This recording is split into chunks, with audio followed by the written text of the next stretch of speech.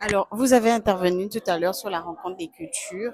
Aujourd'hui, quel est l'impact de la rencontre des cultures en Afrique ou au Gabon en particulier? Non, d'abord, il faut replacer les choses.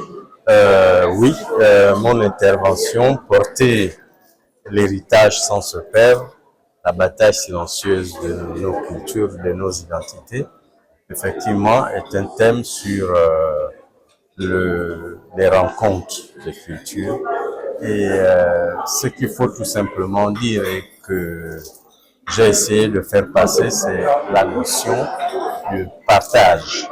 Nous sommes dans un monde où plus personne ne peut plus être totalement intègre. Nous sommes des cultures qui se rencontrent et forcément, si les premiers contacts, puisque il ne faut pas se cacher les choses, nous parlons de la rencontre entre les cultures occidentales et les cultures africaines.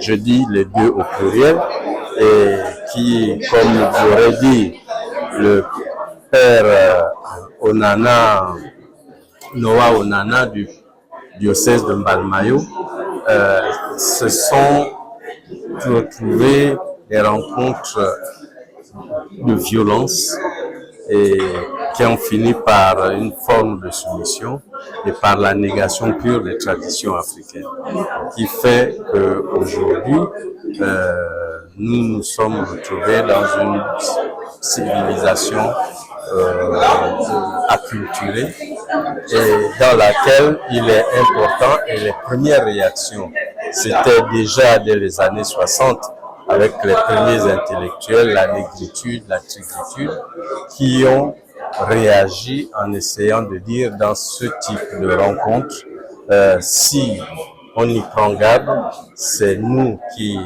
nous perdons et il fallait tout de suite réagir en faisant en sorte que nous canonisions les valeurs traditionnelles et faire en sorte que nous essayons de mettre en avant ce que nous avons de propre dans nos civilisations et qu'on ne peut pas envoyer à la trappe un patrimoine universel sous le label de la mondialisation. Voilà.